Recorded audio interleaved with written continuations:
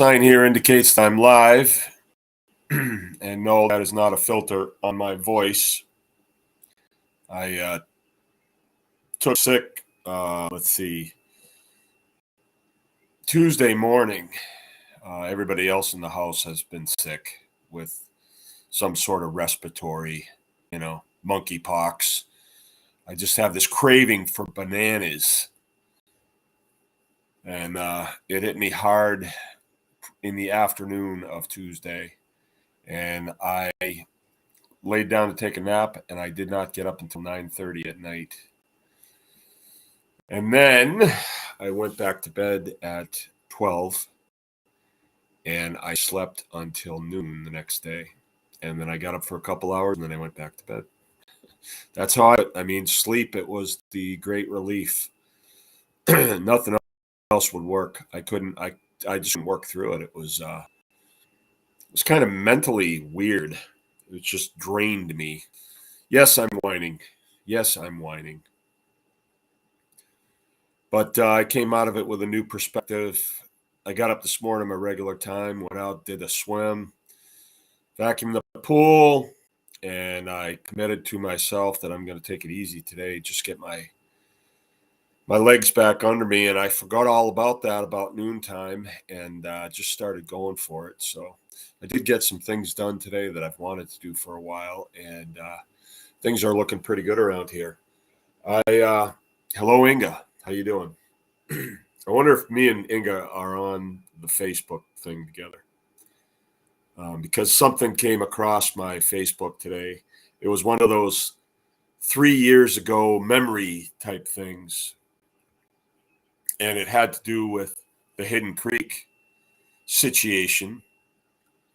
And for those of you that don't know about the Hidden Creek situation, the Hidden Creek Farm is Inga's daughter and son-in-law, and I met them 3 years ago, I guess, when she called me on the phone, the daughter Crystal, and I think Crystal was all about 23 years old, something like that, and tried to tell me what was happening at her farm, and then broke down in tears and said she'd have to call me later. And then she called me later, and I said, why don't you just come up?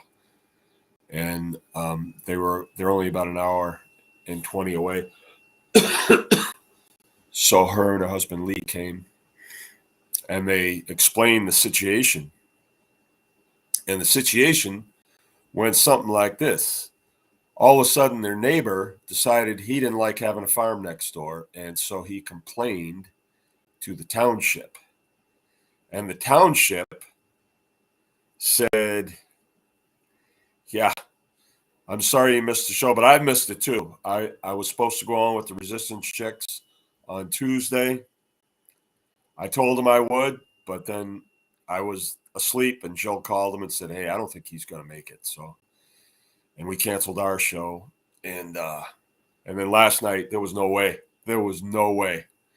And I'm usually a trooper when it comes to this, but I just couldn't muster the gusto to do it. I didn't want to say terrible negative things. I still got a belly full of negative things. But anyway, the Hidden Creek thing went sort of like this. The neighbor went to the township and hey, Justin. And the township said, whoa, you got a farm there? Didn't know.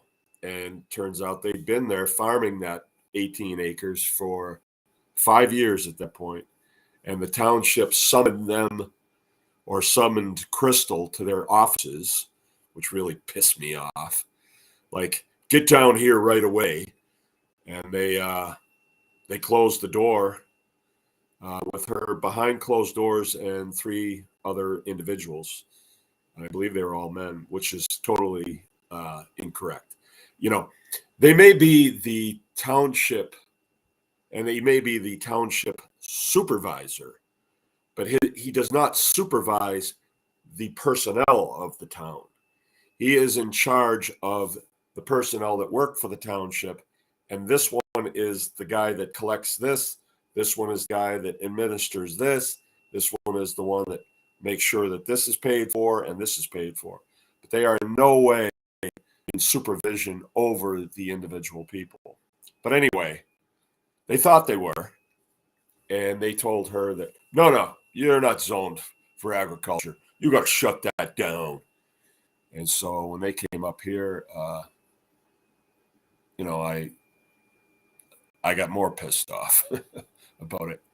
So anyway, what I saw on my Facebook today was a memory from 3 years ago.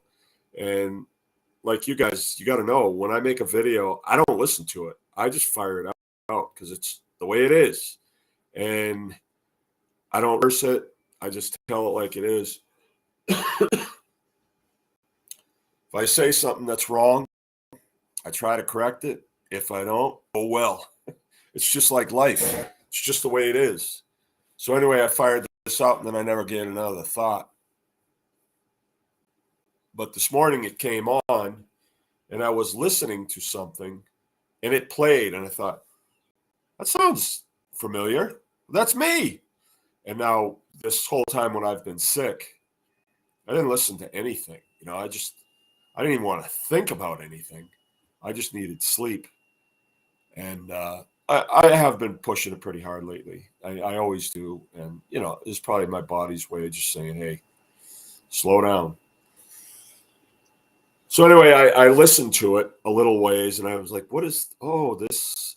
And then I listened more and more. And it was like I'd never heard it before. It was like this guy talking, and it was me, but I don't remember saying all this stuff. I agreed with what the guy was saying, for sure. But I didn't know what the next sentence was going to be. And as I listened to it, I thought, wow. I agree with what I said, and it's 3 years later, and it's like, friggin' A. I really agree with it now, because what has happened since then? Look at everything that's happened since then. And I would recommend, if you get a chance, to go over and listen to that. It was pretty good, I thought. And it's information that you can all grab a hold of, make it yours, and then be there for the next guy that gets trounced by some stinking township, and they're not all stinking, but when they step out of line, they are stinking, in my opinion. And the township here, they're actually pretty nice people. I know them all except for one of them. I don't know her, but and they do what they're supposed to do. They don't friggin' get in anybody's business, as far as I know. They've never gotten in my business. They have come to events here that we've had here, but I don't know. I don't think they're a problem, But the Dalton Township people, they thought they ran that place, and they were pushing people to ask for permission for just about everything that people wanted to do. You want to have a yard sale, you got to get a permit for it. You want to, have a graduation party, you need a permit for it. They were getting people to get permits for everything. It's your private property. You don't need to get permission from these people. So anyway, me and Jill jumped in our car the next night, and we shot down there because I wanted to see this place. Before I go sticking my neck out, I wanted to make sure that they weren't being a public nuisance, because I have seen farms that smell bad, that look bad, and their animals are not contained, and they are a hazard.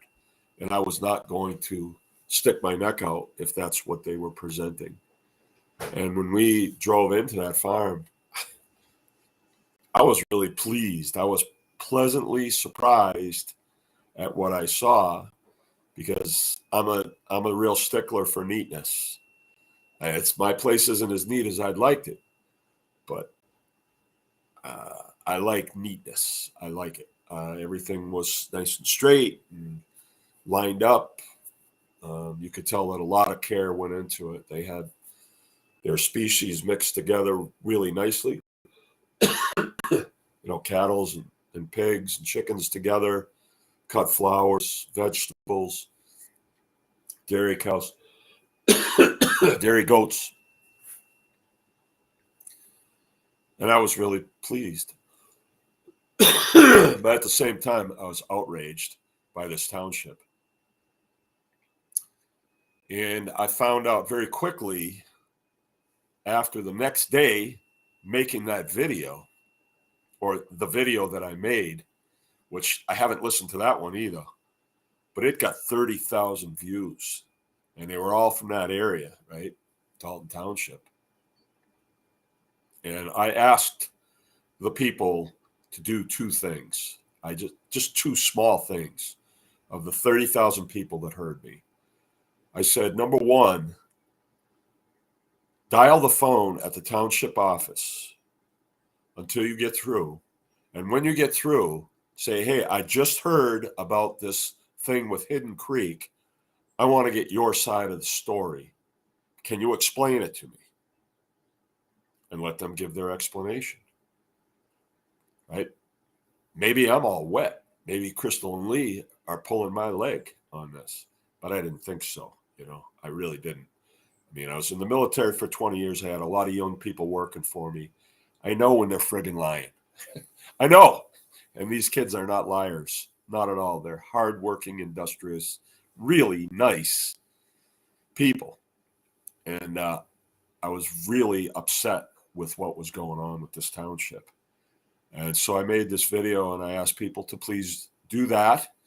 And then there's a township meeting coming up, a quarterly meeting. Let's all go. I'll be there. I want to shake your hand. Let's go. It'd be smart if some of your state reps came too, because the people are a little upset about this. And a lot of people showed up. Place was jammed. And of course, the township, they had this guy named Tony Barnes in charge. He was a mess. He was a township supervisor. What a mess. He no longer has a job, by the way. Some other guy said that, well, you think I should run?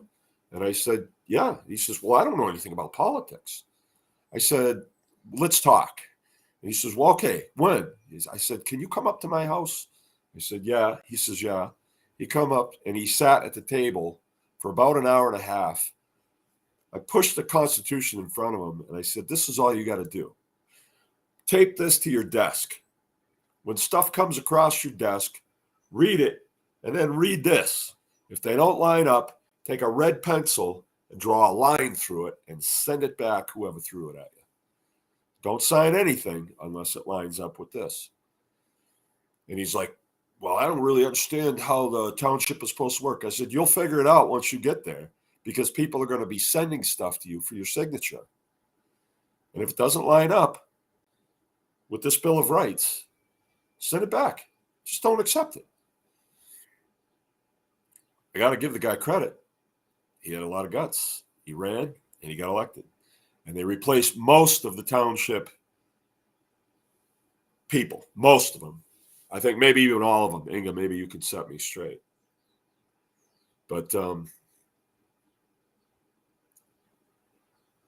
this was a classic example of the lowest echelon of government getting really too full of themselves. Like Tony Barnes was so over the top that he had people coming to him with building plans, and he would say, delete one of these windows and we'll be good. And he'd kick it back to me. He had people coming to him asking permission to sell blueberries out in front of their house. He had people coming to him asking how many chickens they could have. And he would, it was all arbitrary, whatever he thought. Like he called me on the phone, and he had been in the service, actually in the same branch as me, but he didn't go but a few years. And then I don't know why he got out, but I think I do. He was just not a very effective communicator, and you could see through him very easily. I could anyway. But he started to tell me how good it is to be the supervisor. He'd say, I get this one bar I stop in at. He says, they give me free shots of whiskey. I'm supposed to be impressed by that. That's what he was impressing me by telling me that, right? I'm not about that. That's the good old boy network. No, You're an employee of these people. Your job is to protect and defend their constitutional rights. That's what you're supposed to do, and shut up, you know.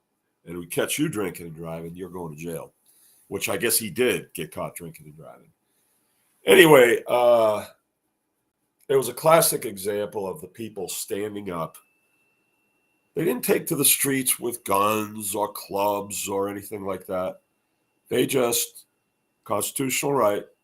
Can you please inform me what's going on down there about this? I would like to know. They finally had to shut the phones off down there. And I told people, if you can't get through today, call tomorrow. If you can't get through tomorrow, call the next. But they have to know that you mean business, that you're not on board with this type of thing. And the township totally backed off. But their first stance was, and I had the paperwork in my hand, they were suing Hidden Creek to cease and desist their operation. They were suing them. So they were using the taxpayers' money to put these people out of business who were actually paying the taxes that they were using to put them out of business. And they were doing it with a straight face. And when the people got wind of this, I mean, Dalton Township people have been abused for a long time, and there was really nothing that they can do. They don't know what to do. People don't know what to do is the problem. And it was a really good example of what the hell to do when you're facing a tyrant like this. And anyway, they prevailed. The thing with their little neighbor next door, that went away. There was parts of it that I did not like that went on. And I talked today, the one that I heard today of me, I said that we have this thing called the right to farm here in Michigan. You know what? It's a redundant law. And anytime you have a law that is redundant, it sometimes can contain things that are nebulous and that are up to others' discretionary use. All right. So it's very clear, right, that a state law like the Right to Farm Act, which is an act, must be consistent with the Fifth Amendment, as well as the First Amendment, Second Amendment, Third Amendment, Fourth Amendment, Sixth, Seventh, Eighth, Ninth, and 10th. Must be. If it is repugnant to the Constitution of the United States, which is the supreme law of the land, you are under no obligation to comply. Absolutely not. And when you are asked why you are not, you say, because it violates my constitutional rights. And if you'd like to look at it, although you as a township supervisor, you ought to know. And then if the township supervisor presses it, well, then you take him on personally. You don't sue the township. You take him on personally. If he's violating your Fifth Amendment, I take that for pretty freaking personal, right? Especially me, because I've lost people who have given their lives to protect and defend that document. And then this township supervisor, although mine is a good guy, right? And they can be. But this one, Tony Barnes, is going to circumvent your constitutional rights because he feels like it, until maybe you give him free shots of whiskey. Anyway, it was a major win for a farm family, and now these people are fast friends with me. I consider them, not my kids, but I feel like, very close to them. And then I probably wouldn't have said anything about this today, but then I was on my Facebook, which I hadn't been on there for the last couple of days, just didn't want to see anything. Then I saw a Hidden Creek farm thing, and they had bags of produce that they had produced, and it was for sale in their farm. I went to a farm to fork thing at their farm where they had a band, and I think they had kegs of beer, and they had a pig roast, and it was just a meet and greet type thing. I don't know if it was a farm to fork, But it was nice. Me and Jill went. We hung around, met some of their friends, and just had a really nice time. They have a nice group of people, very diverse group. And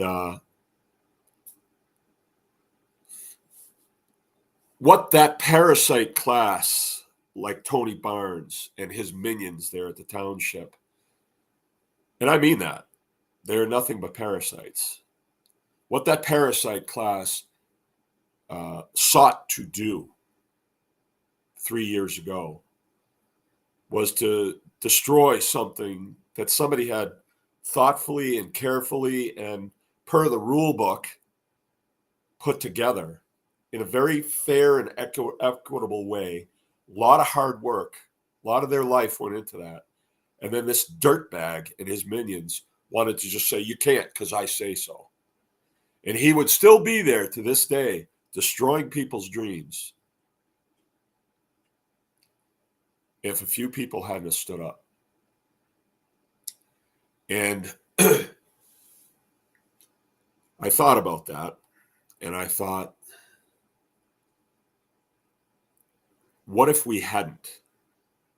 Because I'll be very honest with you, when I have some young woman crying in my ear on the phone, and I've got a farm that I'm running, part of me was like, man, I hope this is just some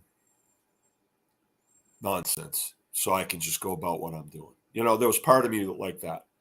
And then even when I figured out that it was legit, they had a legit gripe that they were in the right. You know, I had to judge it. Me and Joe, we had to judge it. We had to look at the paperwork. We had to judge the operation. We had to look at the Fifth Amendment, and we had to judge, play the judge. I know you're not the judge, Mark, but we had to judge whether we were going to stick our necks out. And a lot of me was like, man, I don't know if I want to do this. I don't know if I want this heat coming down on me. Well, there was no heat that came down on me. None. Matter of fact, it's like one of those stupid games that kids play. It's like I got life out of it for standing up against them, you know? And that's, I don't mean every township. I don't mean every, every department. It's just when it happens, you have to stand up against it. So I'm not running down every township or every department. But when it does happen, that's usually where we see it. And the reaction from us cannot be, I'd rather not deal with it.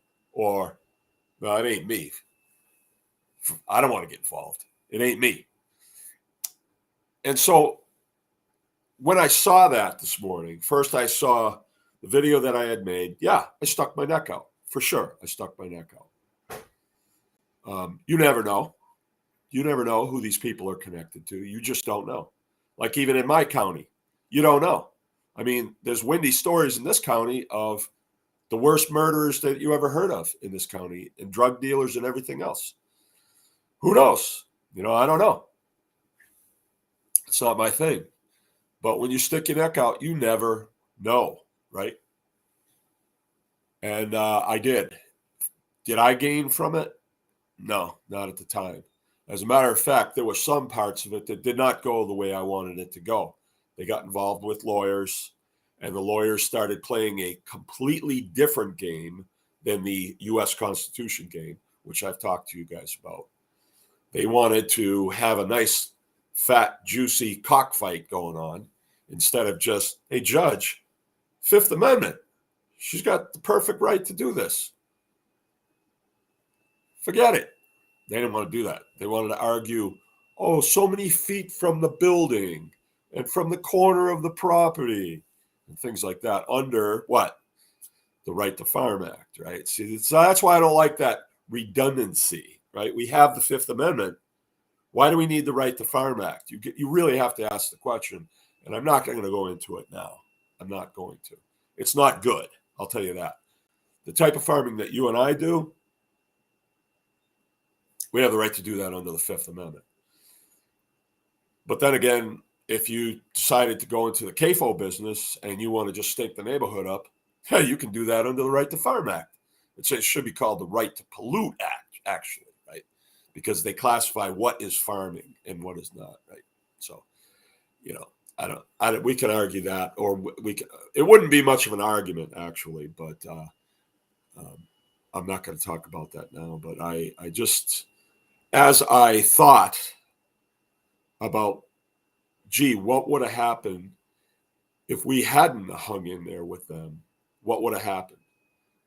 Those two people would be doing something else. That farm would be shut down. Every one of the people that patronizes that farm would have to find their food someplace else. And you think this isn't by design? Do you think so? I don't. I think it's planned, and I think it's all works into what we're getting ready to see right now. I could be wrong. Maybe I'm just a conspiracy theorist. But then I thought today, as I was going about my duties, just kind of limping along, I started out building bird houses this morning, and then, but I couldn't help but think back to our trials with the Department of Agriculture and Department of Natural Resources. And when I think soberly about that, like if I'd have just complied with what they wanted, just done what they asked me to do, nobody in this state, and I mean nobody, would have a pig on pasture. You can dispute that. I can hear it now. But I was there. I heard what they wanted to do. They felt as though any pig that was not raised in confinement was a threat to the environment. Yeah. And the children. No, I made that up, but the environment. So that's where we would be now if somebody hadn't stood up, right? And once I think about that, I can't help but think, who are the people in my circle of influence who abandoned me? I know this is going to sound kind of harsh, but I could kind of relate to the stories that you hear in Germany when people were turned in for being sympathetic to non-Germanics like the Jews. And, I actually had people in my circle that were sympathetic to our oppressors, the Department of Natural Resources and the Department of Agriculture.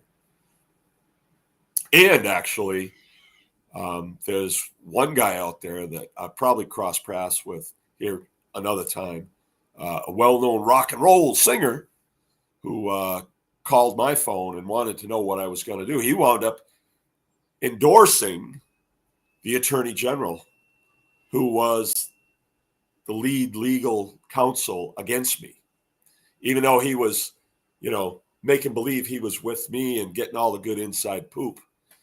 So there were quite a few people that I know, and I still see them around here, that made believe that I did not exist. And they would surely not say to me, hey, so how's that thing going with the state? No, they'd make believe like it never happened, right? Some of them real close. And I tell you what, you never forget. You never forget that. You will never forget that. And I just wonder where things will go and how we will proceed, as a tribe. We don't have a massive following here, but we have a group of trigger pullers, and I call you all trigger pullers because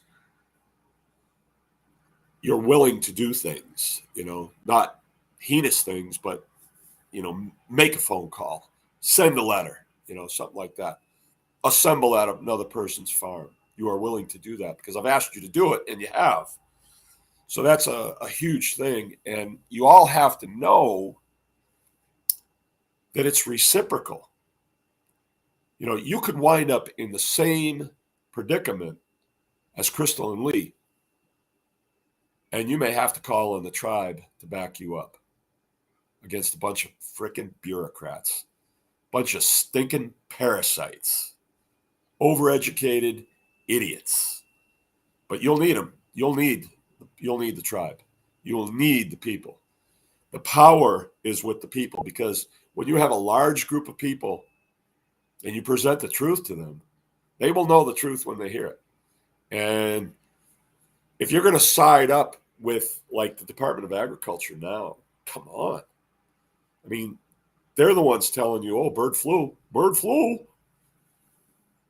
So I know this is harsh, and some people will find it quite harsh, but it's reality, having walked down this road myself.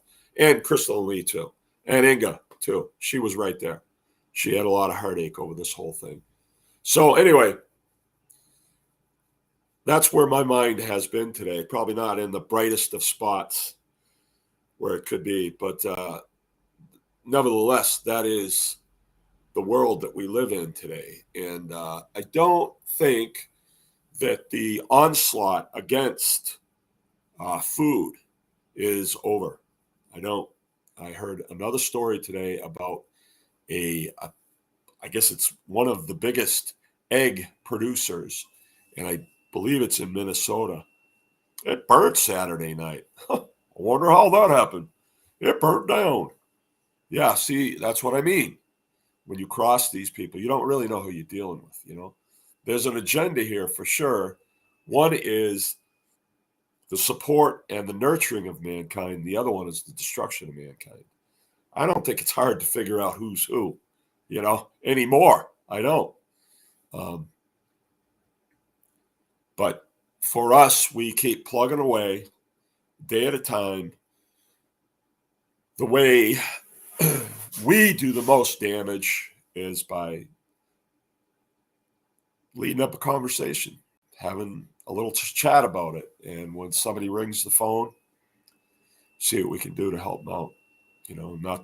Try not to lose our temper. It's not easy sometimes, because this parasite class of people, they're very entitled, and they are used to getting what they want. They got what they wanted from their mom and dad, and now they expect you peasants to bend down to them too. And you don't really have to. You just need to make sure that you're playing the right game. Excuse me just a second, I blow my nose.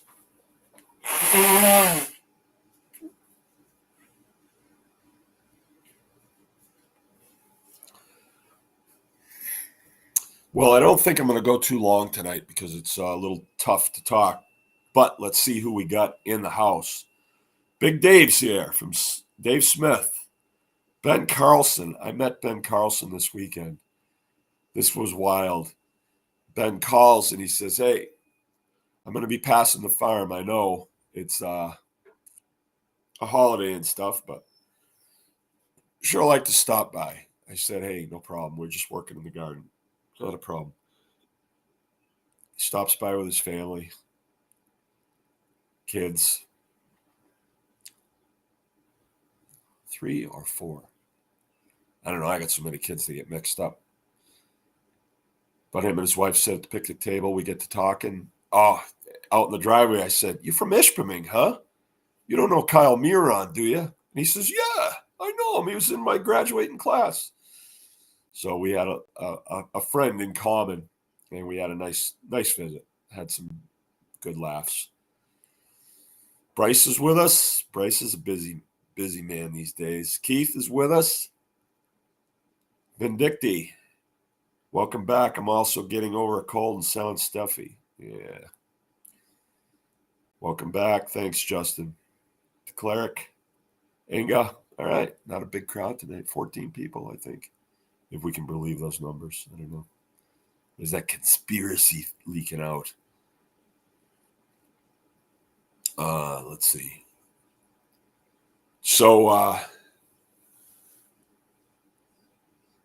did a couple things that are of interest. That's all I got. I just got some things that I did that are of interest. I planted a bunch of strawberries. I got in like 20 plants, and I planted them in weed block, and I got them watered and stuff. Very nice. Very, very happy with that. It's done. I don't have to do it again. I planted a bunch of blueberries. Got like 6 bushes in.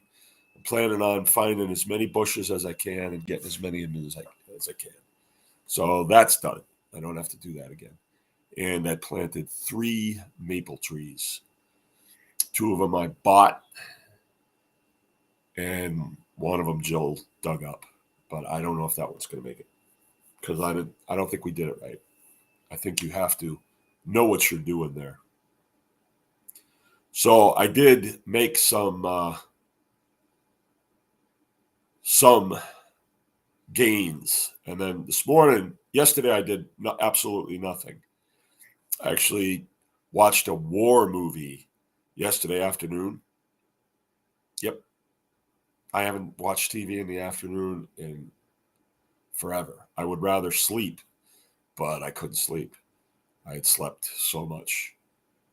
And then I watched another war movie about Indian talkers or code talkers last night, about Navajo Indians in the war in the Pacific against Japanese. It was all right. And wound up turning in last night at like midnight again. And then I went this morning until 7:30. My sleep was really strange, though. It wasn't like just dead sleep. And it wasn't a dream, It was a dream of a process that I was doing over and over and over and over. And when I explained the processes to my family this morning, because there was 3 distinct processes that I had. And when I explained,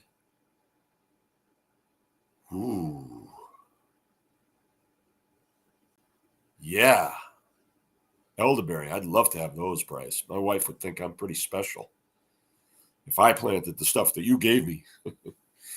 Or I could trade you something for them, maybe. I got some good raspberries, man. Got some really good one. When I dug them up with the post-hole digger and I put them in pots, and they're doing really good. They're ever-bearing. I got like 8 of them, and they're doing really good. So maybe we could do some trading. But these dreams they didn't even make any sense. It's like it doesn't make any sense. The more I try to explain it, the less sense it makes. But it was a repetitious thing that I was trying to do, and I was trying to do it right. And then I'd start at the beginning and try to do it right. Start at the beginning and try to do it right. And never did get it done. Even this morning when I woke up, I was in the midst of I could stay here and sleep and keep doing this, whatever it was. It was sort of like fitting these plastic pieces together, but I never quite got it done. Or I could get up. So I got up, and then I went out and went swimming and had a cup of coffee, and then I just kept going. I just didn't want to go back to bed. But yesterday, when I got up, drank a cup of coffee and felt like I want to go back to bed. I think I will. And then I stayed in bed till the afternoon. Crazy. Just really zapped my strength and my energy, and kind of dizzy, and just mentally just didn't feel good. I'm glad I didn't have to drive a semi across country or something or anything. And then today, our 2 puppies have been getting down. They've just, there was no barrier to keep them from going to the road. They haven't had collars on. And we don't like to collar them too young because they don't quite put it together. There's so many new things. But they wound up across the road, I think for the 3rd time in a week, just playing. And they just follow their tails down across the road. That's it. Not trying to be mean or anything. But we put up 2 strands of electric wire, one across the driveway, and then one from the corner of the house all the way out to the corner of the garden. And then there's a hard fence that goes east as far as it'll go. And so they really couldn't go anyplace. They've got, 80 acres back that way that they can go and play on, but they want to go out by the road with his new people occasionally and smelling good things and all that. So they found the electric. Yipe, yipe, yipe, yipe. And I'll tell you what, it works so good. It works so good. And then they just see it. And we put electric around the garden, just put it up about a foot high. And these dogs would walk over to it. Gee, what's that? Put their nose, bang, they get hit. Yipe, yipe, yipe. And they won't go near it. But trying to do anything in the garden with them was impossible. And you can't tell them to get out of the garden because they don't know, you know. But they know now. Works really good. And then we put collars on them, and the in-ground fence takes over from there. Okay. Neat. Okay, Bryce. Well, I'll shoot over. Mythical moments. Forgive the question if this has been covered. What is the Right to Farm Act? Feel free to cliff note it. We are a year into building our homestead. Really haven't looked into any codes or rules. That's a good question because you're going down the wrong road already, honestly.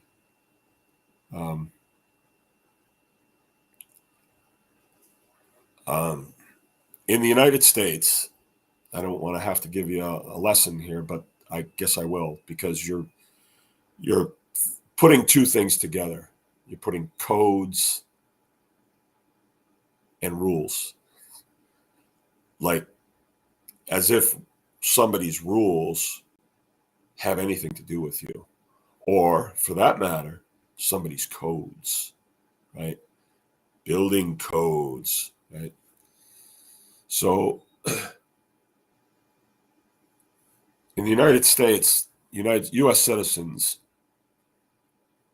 it is a representative republic. I know you've heard it's a democracy, but it's not true. A democracy would be if everybody had a vote on everything.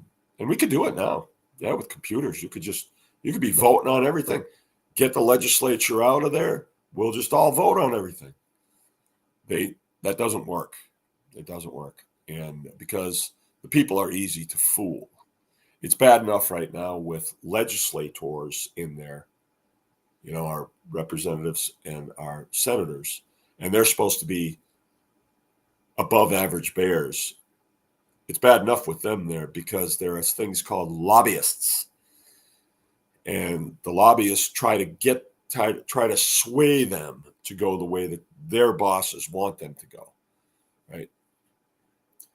And although, like a legislator is an oath taker, and they're supposed to cast their vote on a particular issue consistent with what the constituency, the people who have elected them in their particular part of the state, we've got 83 counties and I forget how many districts there are, but it's probably like 160. But some of them do, some of them don't. Some of them will if the lobbyists pay them enough or sway them, then they will vote the way the lobbyist wants them to vote. It's pretty hard to prove, except if we view their voting record, and let's say like in this district that I live in, it's heavily Republican. That doesn't seem to sway them very much a lot of times. They vote how they want. But in effect, we elected them to go to Lansing and vote for us. It's called a representative republic. They represent us. We elect them. When we elect them, we say, how are you going to vote on this? And they say, I'm going to vote this way. Okay, because we're going to be watching you. And if you don't, we're going to be ringing your damn phones off the hook. And we're going to make sure everybody knows that you're a stinking liar. And there's people that do that. I've done that. And I've had some really cross words with my people that are supposed to represent me. It just so happens we've had some good and some bad.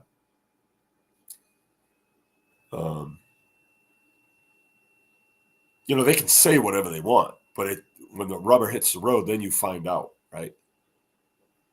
So we are governed, the people of the United States, we are governed by a set of laws that must be consistent with the Constitution of the United States, the federal Constitution.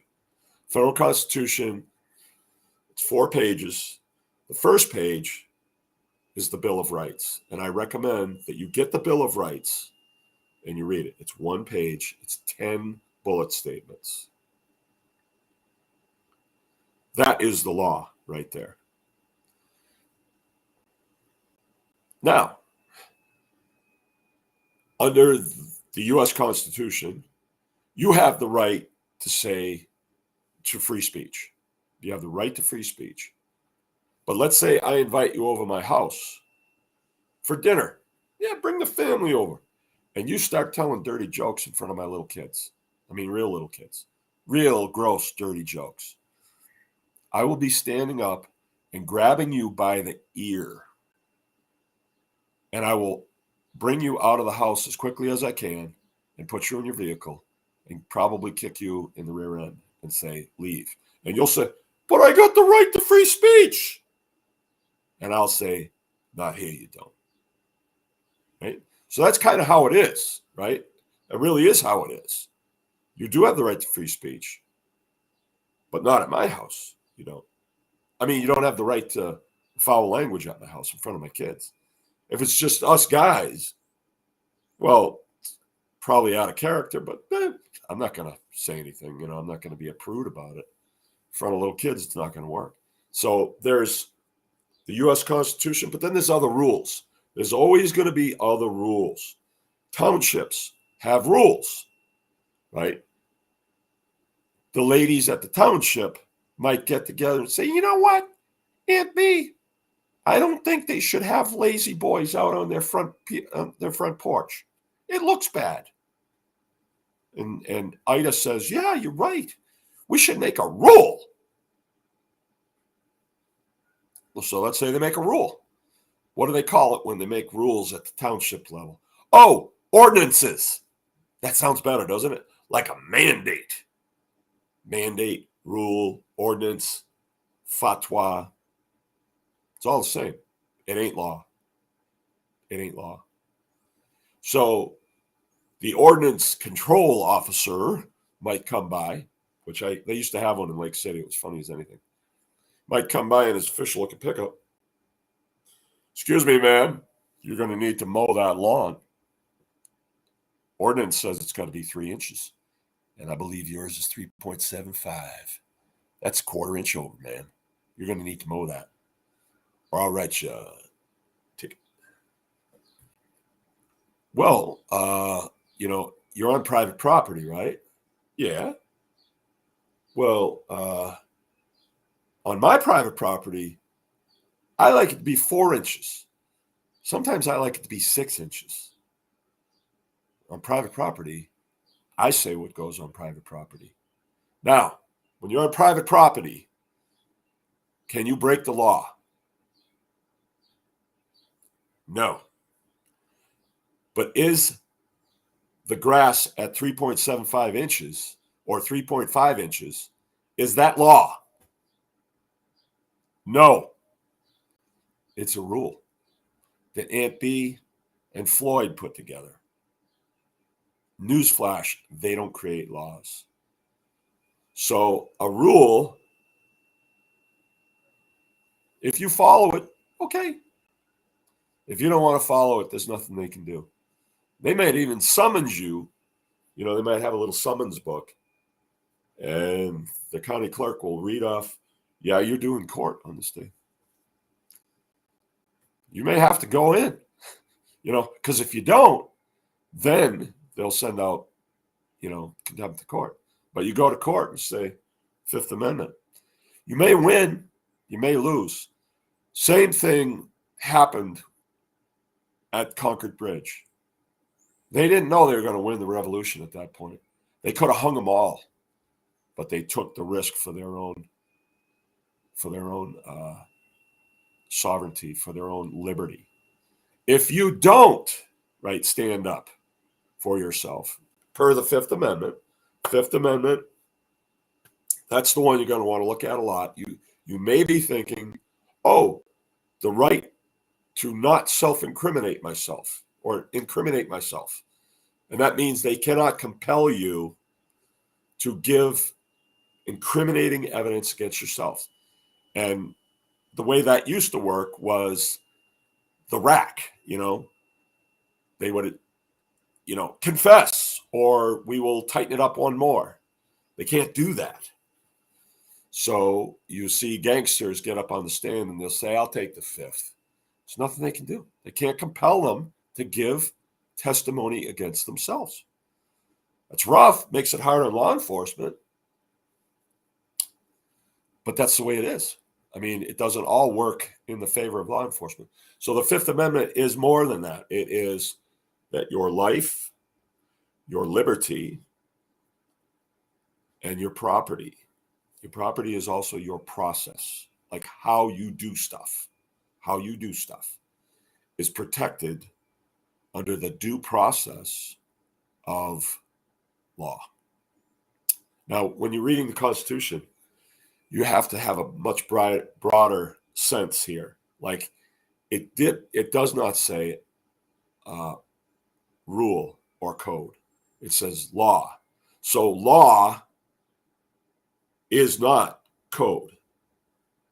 Law, code. Are they synonymous? Absolutely not. A code is, a combination to get into something. It's code. A law is this is right, this is wrong. It's a bright line. It's well documented too. It's well enumerated, right? What the law is. It's never kind of, well, I think it's I'm not sure. Is it okay? Is armed robbery? Is it really against the law, or is it just a rule in this county? Maybe the next county over we can stick up the bank. No. So when you're building your homestead, what you have to establish is your boundaries and establish the fact that as a U.S. citizen, I'm assuming that you're a U.S. citizen, you're different than a Bolivian citizen. And I'll just use them as an example. Because private property in Bolivia is kind of nebulous, or at least it was when I was there 20 years ago. Kind of nebulous. It's like, yeah, it's kind of private, but if the federales want to come on and take stuff off your property because they need it, they'll just do it. And you can appeal to who? The federales, for the stuff they took. You can. Good luck. We have the Fourth Amendment here as well. So that means on your homestead, your boundaries, you're going to want to read the Fourth Amendment because it says that you have the right to be safe from unreasonable search and seizure on your property. So what's that mean? That means nobody can come on your property unless they have an invitation or what? A warrant. From what? A judge. And somebody has to swear to a judge that they have a reasonable suspicion that you are breaking a code, breaking a rule, breaking a fatwa, breaking a mandate. No, a law. And it's no little deal. Because why? Because the judge is elected by the people of the same county. And if he goes writing willy-nilly search warrants, which I'm not saying there hasn't been a few that have been written, he ain't going to have a job very long, just like Tony Barnes, so long as we get involved. and find out who the son of a bitch is that's doing it. And make sure that you're telling all your friends, do not vote for him. This is what he did. Make videos go on. This is what this guy did. Ooh, you'll be on a list someplace if you do that. If you believe that, then you've just given up your First Amendment. You know, if your fear is going to keep you from speaking out against tyrants, then you do not have it. You do not have it. Well, I'm afraid to say anything. Like I almost did with Hidden Creek. I almost said, I'm not going to. I don't want to be bothered. It's not my problem. If I didn't, there's a good chance that they would be out of business right now. And I'm glad I did. And I saw the post that they put up today, and I said, I sure am glad that you guys are around. I sure am glad that they're around. Because as far as, if you guys ever want to visit a uptight operation, that's the place to go. And I'm sure if you call down there and said, hey, we heard from this guy, Mark Baker, that you got a really hot stuff operation. Can we come look? I bet you they would show you around. I bet you they would. So the Right to Farm Act, that's not for you. What is for you is the Fifth Amendment to the U.S. Constitution. The U.S. Constitution supersedes everything that there is. Every rule, every code, every fatwa, everything. Except, right, and this is because of the Fourth Amendment, private property, right? You're on my private property and you can use foul language in front of my kids. I have the right to throw you out. You still have the right to use that language, but I have the right to not have you on my place. See, so there's always other rules. There's always, like when people got bent out of shape because they couldn't take guns into Walmart. What you should have said is, I don't go nowhere without my gun. Unless you can provide me better security, I'm not coming in. But I would have just blown them off anyway. If you're going to carry a gun concealed, what do you care if you had to pull it out and grease somebody in a Walmart? What do you care if you got permission or not? Because if you do have to do that, it's because your life was threatened or another innocent life was threatened. And I'm assuming that your life is innocent. Because that's usually the way that works. And then what do you care if somebody says, hey, you're not supposed to have a gun in here? At that point, you don't care. It's the same thing with the concealed carry permits. It's such a crock. I mean, it's so stupid. If you feel as though you need to carry a gun, the Second Amendment to the U.S. Constitution says the rights of the citizens to own and bear arms shall not be infringed, right? End of story. But then they throw on this, but. Yeah, and who's throwing it on? Is it the same people who wrote the Constitution and ratified it into law in the United States? No. It's people up at the county level. They're saying, but only if the sheriff says it's okay. So you have the Second Amendment says you have the right to own and bear arms, shall not be infringed, but the sheriff is saying, but only if we say so. Only if I say so. It's not really the sheriff, it's the county. It's county fatwas, county rules. So let's say that you just like, forget that stuff. I feel like I'm going to carry a gun. I'm going to carry a gun. And someday, one of two things happens. Somebody threatens an innocent life, and you have no choice but to fire on them and, mortally wound them. You have no choice. It's a big decision. It's a crummy decision if you do not have a gun. Geez, I wish I had my gun. That's a tough one.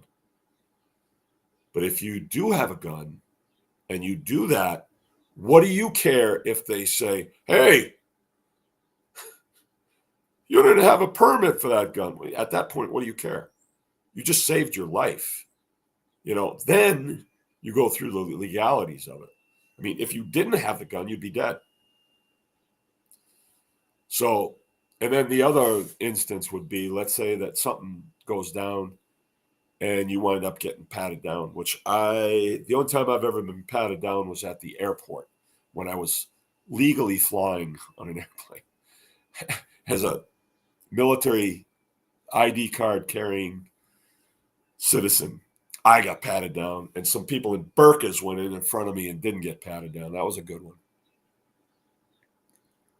one.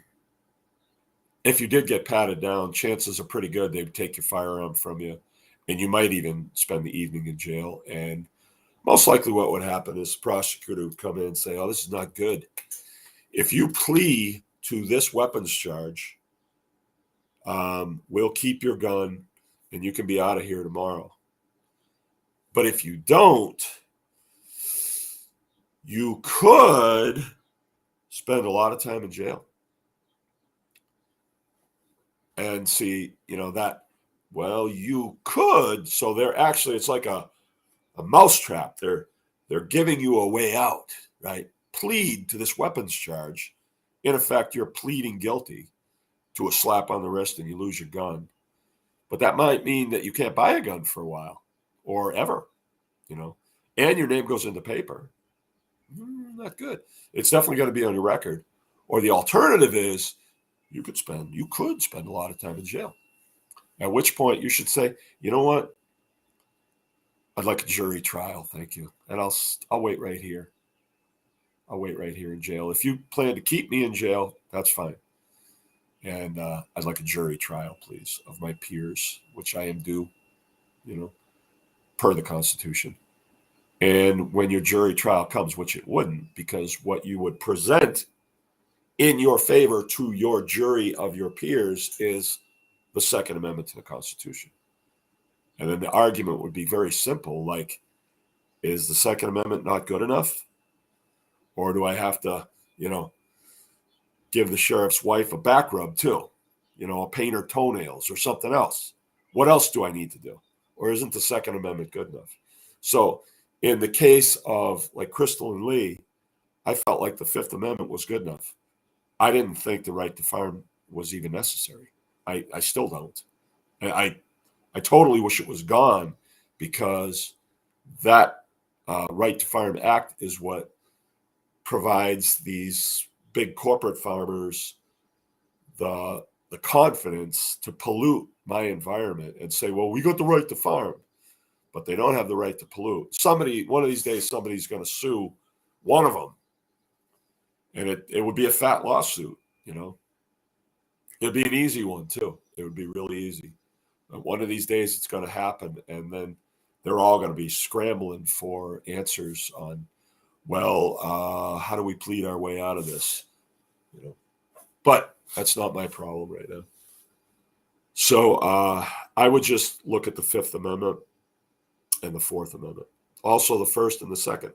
The First Amendment is the amendment that protects the free speech of the tribe. And it's huge. All right.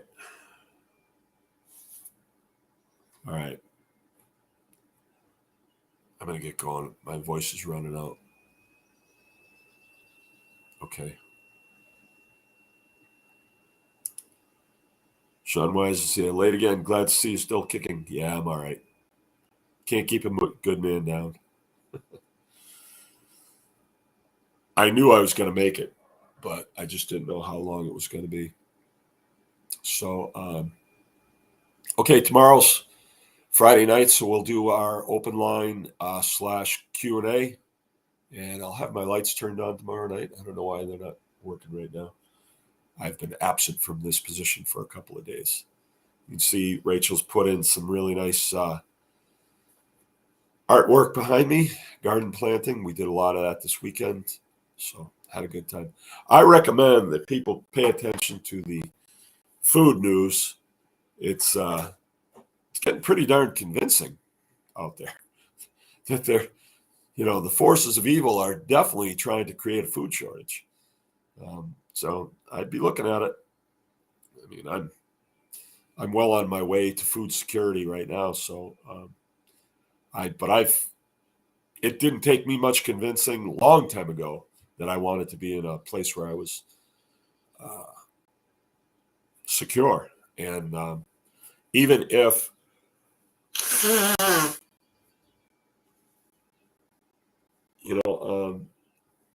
sometimes we talk about security and, the prepping mindset comes into play. And I listened to one prepping thing today, and it's city prepping. And usually the guy's got some pretty good stuff. And he was talking about the climate and how the climate's supposed to be really droughty this summer and everything. And so people are being recommended to hoard food right now, stock up on stuff. And what if you are displaced from wherever you're hiding your food or storing your food? It's the same thing with me. We've all seen refugees that are driven off their land. A lot of times they're driving tractors with carts behind them, right? They're driven off their farms. What if that happens to me? And am I a dead duck? No, I'm not. I've thought of that. I've seen those pictures. I've been to those countries, right? Your security is in your skill set and your willingness to survive. That's where your security is. So, yeah, I think it should be an even push towards food security. Yeah, like almost like a three-pronged attack. You still have time. Whatever spare dollars you have right now, well, it's going to use this to go to Disney World this summer. Well, tell you what, don't go to Disney World. How about this? This would be a better idea. Whatever you got there, take that and go buy food. The easy stuff, rice, beans. I make fun of macaroni and cheese all the time, but it's easy and it will fill you up. Tuna fish, spam. You know what I'm talking about. Just stuff that you can easily store. If you don't use it for a while, it'd be okay. That's one prong. The second prong would be get a garden in and go find somebody that's got some pigs. Put a pig pen in. Get some steers. Steers are really cheap right now, and some bales of hay. Right now, I still got hay left over from last year. A lot of people do. I'm not giving you any of mine. I'm keeping all mine because that's part of my thing is I have extra feed for my animals, right? But then the third prong would be learn how to process. Learn how to process poultry, pigs, and cows, right? If you do just poultry and pigs, you can do a cow. You can. It's just bigger. But learn how to do those things, and then you're never going to be without food because where there's a will to survive, a big dog will suffice, to feed your family. It might not be your forte, but it will suffice. Oh, thanks. Yeah. I've actually gone a lot longer than I thought I would. You're pulling me out of the doldrums. Oh, Crunchy Mama just come in. We saw a lot of cornfields. Yeah, that report I didn't like. Sean's saying we saw a lot of cornfields that look like they have not been touched since last fall. That's not normal this time of year, people. That is not normal. That means the farmers said, well, we're not going to plant them because we can't give them the full regiment of Roundup and fertilizer. So that's not good. That is not good. So it's not time for getting scared. It's time for doing what you got to do. And now is the time. Not tomorrow, tonight. Still got plenty of daylight. Get out there and get it done. Okay? we'll talk tomorrow night. Please hit me with your questions and your subjects that you'd all like to talk about, and we will meet again tomorrow night, 8 o'clock, Baker's Green Acres. Be here, be square. Oh, I'm supposed to tell you. Pasture Poultry Day is June 11th, and there are 3 seats left. There's going to be a 20-person class. So we've got 17. Here it is. I mean, this is one of these skills that you need to know. You can still get chickens, even though quite a few of these Tractor Supplies have just closed it up because they're trying to show the government how woke they are and how cooperative they are.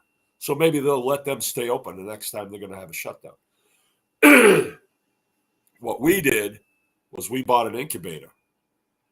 It was like $150. We already hatched out 20, and there's another batch of them that are hatching out right now. They're just Heinz 57 sauce chicks, but they'll eat, and they're the kind of chickens that will eat anything and grow. They don't have to have like the real high-end feed. Well, that's another thing to consider right now. Hold on just a second. Is when you're feeding animals, select animals that can eat stuff that you can't eat, and then you can eat them.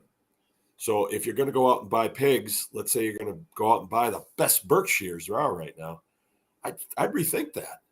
I mean, they don't do real good on grass. They kind of turn their nose up at it and think that they're starving. If you get Mangalitsa crosses, if that's all there is, that's all there is, and they'll eat it. And then they get kind of used to it, and then they kind of like it. So choose your animals wisely.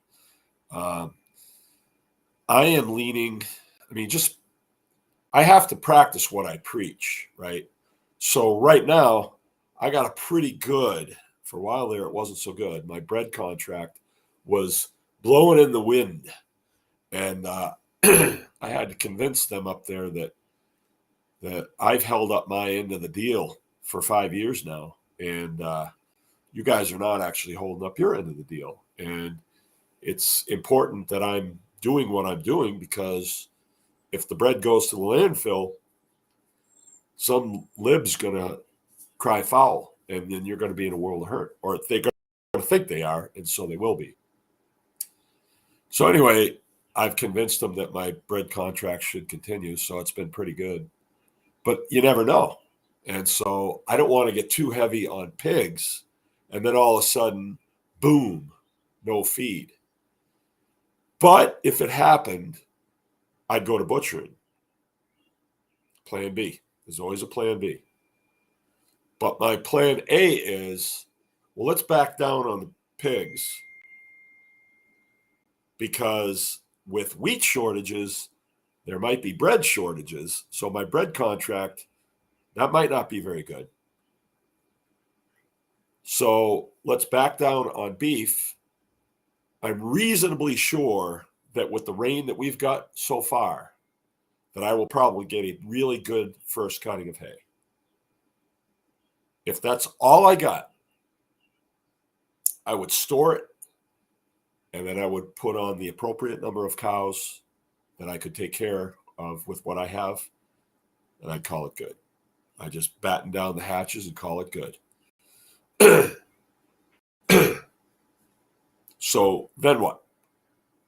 Oh, then say the wheels fall off and the vigor hits the prop blades, as they say. Well, I know how to butcher. So I could be butchering cattle. I keep myself busy butchering cattle. Well, you don't have a USDA shop. No, I don't. And I don't need one either. All I need is a knife and a 22. And I can be butchering cattle all winter long. And if you think that's not lucrative, I got news for you. So your skills will take you a lot further than storing up rice and beans. Not saying that you shouldn't, but don't rely totally on what you store up, because you could be separated from it. And so let's say you got a trailer full of rice and beans, and you and your wife and kids are hauling it down the road, past a bunch of hungry people. That's not going to work out too good, But if you have skills and you say, hey, come on together, everybody, let's do this. Let's do this. We'll all eat because I know how to do this. Sean Kelly right there.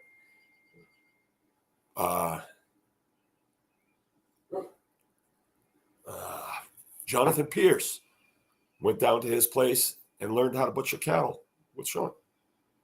Well, let's say Sean it's the SHTF scenario, and Sean's down there in Texas in cattle country. There's cows everywhere down there, and he's just shooting cows and making them into hamburger. Guys show up and they say, "Hey, you got any food for us? I got to feed my family." Well, I don't. Yeah, but I'm going to need you to work for the day. No problem, man. I'll be here tomorrow to work. You're going to get some really dedicated workers if they're bringing food the other way to their family. So in times like that, food is king. Dollars, not so much, because there's no food. Your dollars, you could better off wiping yourself with them. All right. I'm going to get off. Got to rest my voice. See you guys tomorrow. Sayonara.